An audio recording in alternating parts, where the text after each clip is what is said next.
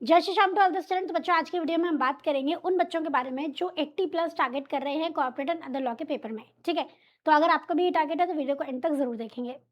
सबसे पहले आप बात सुनो मेरी कि क्यों बच्चा 55-65 तक ही अटक के रह जाता है। पहला रीजन, आप लॉ को सिर्फ पढ़ते हो, आप उसे याद रखने के लिए कोई स्टेप नहीं लेते हो। लॉ को लर्न करना पड़ेगा, एक्टिव रिकॉल करना पड़ेगा। प्रोविजन पढ़ा, बुक बंद करो, अब रफ कॉपी में लिखो कितना प्रोविजन आप याद कर पा रहे हो, ये वापस से आपकी मेमोरी में आ पा रहा है। ठीक है, और दूसरी चीज, बच्चों का कोई प्लान ही नहीं होता, कोई प्रायोरिटी लिस्ट नहीं होती है कि हाँ ये टॉपिक मुझे, ये चैप्टर मुझे ज्यादा अच्छे से करने हैं, ये पहले करने हैं, ये हाई वेटेज वाले हैं, ऐसा कुछ नहीं रखते। सब कुछ पढ़े जा रहे हैं, पढ़े जा रहे हैं। पढ़ना सब कुछ है, मैंने ये नहीं कहा सिलेक्टिव स्टडी करो, but there should be a priority list, जो मैं आपको आगे बताने वाली हूँ। आपके आंसर्स का कोई स्ट्रक्चर नहीं होता, आप लिखते तो हो, कहीं भी कुछ भी लिख रहे हो, और इंस्टीट्यूट का आंसर एक प्रॉपर पैटर्न में होता है, तो इस मिसमैच की वजह से भी बच्चों के मार्क्स नहीं आ पाते हैं। एमसीक्यूज वहीं के वहीं देख लेंगे, छोड़ो ना, क्या करना है, इस एटीट्यूड की वजह से रह जाते हैं। और वो बहुत अच्छा पॉइंट है, बहुत अच्छा एरिया जहां आप ज्यादा स्कोर कर सकते हो, क्योंकि कोई नेगेटिव मार्किंग नहीं है। आपकी रिविजन्स बहुत लेट स्टार्ट हो रही हैं, जिसकी वजह से लॉ जो आपने पहला पढ़ा होता है वो आप बहुत ज्यादा भूल जाते हो। रीडिंग और रिवीजन के बीच में गैप ज्यादा होना इज द बिगेस्ट रीजन क्यों आपके लॉ में अच्छे मार्क्स नहीं आ पाते। तो अब आप पहले अपना पेपर थोड़ा सा समझ लो। हालांकि आपको पता ही है 30 मार्क्स के एमसीक्यू आते हैं, 70 के डिस्क्रिप्टिव आते हैं। एमसीक्यू में कोई नेगेटिव मार्किंग नहीं होती है, केस स्टडी फॉर्मेट के हिसाब से क्वेश्चन होते हैं, और 2-3 क्वेश्चन इंडिपेंडेंट भी होते हैं। ठीक है, और आपका 2 पार्ट्स में आपका पूरा सिलेबस है, company law and other laws, right. उसके बाद हम बात करते हैं कि 80% का मैथ्स क्या है। मैं आपको कैसे कह रही हूँ कि आपको 80% टारगेट करना है, या 80 प्लस कैसे टारगेट करना है, ध्यान से सुनो। एमसीक्यू में टारगेट करो कि 30 में से कम 24 आ जाए। अदर लॉज इतना अच्छे से कर लो कि 24 में से 20 ले आओ, जो कि आप कर सकते हो, क्योंकि उसमें जो अदर लॉज के बड़े रिपीटेड क्वेश्चन होते हैं, तो वो आप कर सकते हो। ठीक है, और कंपनी लॉ जो है वहां सबसे ज्यादा मार्क्स डिडक्ट होते हैं, तो वहां आप 46 में से 38 टारगेट करो। इस तरीके से अपना टारगेट रखो, तो आपके 100 में से 80-82 के आसपास मार्क्स बन जाएंगे। अब हम बात करेंगे पहले कंपनी लॉ के बारे में। हाई यील्ड एरिया या हाई स्कोरिंग एरियाज क्या हैं, पहले इनको पढ़ना, फिर बाद में बाकी पढ़ना है। ठीक है भाई, 80 प्लस के लिए पढ़ना तो सब कुछ पड़ेगा, बट ये टॉपिक जो है, जो ब्लैक में दिख रहे हैं आपको, इनको आपको पहले पढ़ना है। तो accounts of company, audit and auditors, management and administration, share capital and debenture, इसी सीक्वेंस में करना। ठीक है, declaration and payment of dividend, acceptance of deposit, prospectus allotment, फिर रजिस्ट्रेशन ऑफ चार्जेस। उसके बाद आपको ये बाकी के टॉपिक करने हैं। ठीक है, preliminary, incorporation, company incorporated outside India and LLP, छोड़ना कुछ भी नहीं है। ठीक है, एलएलपी अकेला आपको कम से कम 4 to 6 मार्क्स से जाता है, और बहुत इजी चैप्टर है। ठीक है, जो 80 प्लस टारगेट कर रहा है वो कोई चैप्टर लीव नहीं कर सकता। ठीक, उसके बाद हम आ जाते हैं अदर लॉस पे। अदर लॉस में जीसी, इंटरप्रिटेशन और फेमा आ जाता है आपका। तो इनको तो आपको बहुत अच्छे से करना ही करना है। क्या बताया था मैंने, कम से कम आपको कम से कम 20 मार्क्स टारगेट करने हैं कि इसमें आपके आ जाए। ठीक है, तो जनरल क्लॉजेज एक्ट, इंटरप्रिटेशन और फेमा।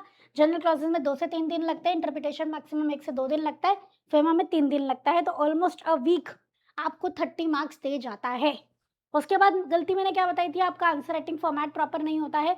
आपको प्रोविजन करना है, प्रोविजन लिखना है, लॉ का जो रूल है वो लिखना है, फिर एनालिसिस लिखना है, फिर आपको अपने आंसर को कंक्लूड करना है। Hence this appointment is valid, hence this is valid, this is invalid. Conclusion को प्रोविजन और फैक्ट को मर्ज करके लिखना होता है। तो प्लीज आप इसी फॉर्मेट में अपनी आंसर राइटिंग प्रैक्टिस करेंगे। आंसर राइटिंग प्रैक्टिस के लिए प्रोविजन और कंक्लूजन, इन दोनों चीज को आपको रेगुलरली प्रैक्टिस करना है।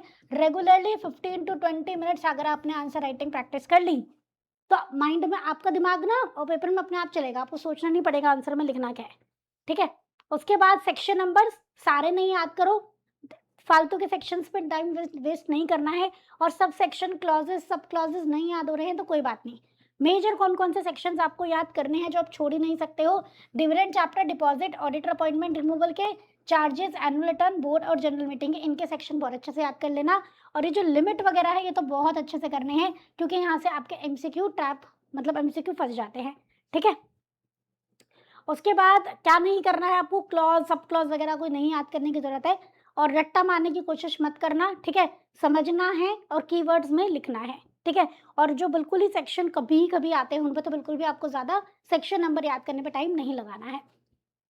अब जो 30 मार्क्स के एमसीक्यू हैं उनमें आपको अपने गारंटी 24 प्लस कैसे स्कोर करने हैं, पहले आप क्वेश्चन को अच्छे से पढ़ लेंगे। ठीक है, उसके बाद डेट्स, परसेंटेज, लिमिट, इतने के शेयर्स इशू हो गए हैं, इतने स्वेट इक्विटी ऑलरेडी हो चुके हैं, इन सबको साथ के साथ मार्क करते चलेंगे, ठीक है? आपको जो क्वेश्चन दिया होता है एमसीक्यू, उसमें एलिमिनेशन मेथड लगाएँगे पहले, जो नहीं हो सकता उसको पहले हटा दो, ठीक है? कोई एमसीक्यू नहीं भी आता है तो उसको लीव नहीं करना है, बिकॉज़ कोई नेगेटिव मार्किंग नहीं है। और पहले मेरे हिसाब से मुझे ऐसा लगता है, पहले 35 टू 40 मिनट्स लगा के आपको एमसीक्यू निपटा लेने चाहिए, ठीक है? ताकि आपको तसल्ली हो जाए कि हाँ, मेरा 30 मार्क्स का हो चुका है, उसके बाद आपको आगे वर्क करना है अपने डिस्क्रिप्टिव पेपर पे, ठीक है? लॉ को पढ़ने का तरीका क्या है? पहली रिवीजन स्लो चलेगी, दूसरी रिवीजन जब आप पहली रिवीजन करोगे तो साथ में अपने चार्ट बनाते जाओ, अपनी हैंडराइटिंग में। लिमिट्स की लिस्ट, डेज़ की लिस्ट, रेज़ोल्यूशंस की लिस्ट अपनी हैंडराइटिंग में बनाओ बेटा। इंटरनेट पे आपको सब कुछ मिल जाएगा। इवन आप एआई यूज़ कर रहे हो, आप चैट जीपीटी से हेल्प लो, बट उसको अपनी हैंडराइटिंग में भी लिखने की कोशिश करो। याद उसी से रहेगा, दिमाग उसी से ही चलेगा, एग्ज़ाम में उसी से ही याद आएगा, ठीक है? प्रिंट आउट से आपको एग्जाम में याद नहीं आने वाली हैं ऐसी चीज़ें। सेकंड रिवीजन में वही चार्ट्स जो लिमिट्स वगैरह हैं उनको आपको अच्छे से रिवाइज़ करना है, और थर्ड रिवीजन में आपको क्वेश्चन ही क्वेश्चंस करने हैं बस। ठीक है? डन है? इस तरीके से आपको रिवीजन करनी है। तो रिवीजन 1 14 डेज़ की, रिवीजन 2 6 डेज़ की, रिवीजन 3 एग्जाम से पहले 2 दिन की। ठीक है? इस तरीके से। लास्ट 40 डेज़ है वो कैसे दिखने चाहिए, ध्यान से देखो। डे 1 टू 7 आप अदर लॉस करोगे, डे 8 से लेके 24 में कंपनी लॉ के जो मेन मैंने आपको दिखाया था ब्लैक वाला, वो आप करोगे, ठीक है? डे 25 तक से लेके 29 चैप्टर जो है, बेसिकली इसमें ना 8 इंपॉर्टेंट चैप्टर्स करने हैं आपको, ठीक है? उसके बाद जो बाकी के नीचे मैंने चैप्टर बताए थे कि वो हो जाए तो ये करना, वो आपको करने हैं डे 25 से 29 में। उसके बाद डे 30 से 31 में 34 में आपकी रिवीजन शुरू हो जाएगी। डे 35 टू 39 में आपकी क्वेश्चंस ही क्वेश्चंस आपको करने हैं। डे 40 पे आपको चार्ट्स और जो की एरियाज होते हैं, ये ओआर किस में होगा, एसआर किस में होगा, कितने डेज होते हैं, ये फाइन्स, लिमिट्स, पेनल्टीज, डेज, इन डेज को, इन चीज़ों को रिवाइज करना है। तो ये आपका 40 डेज का स्टडी प्लान है। क्या गलतियां होती हैं जिनसे आपके 15 नंबर चले जाते हैं? क्यों आप 60-65 में अटक के रह जाते हो?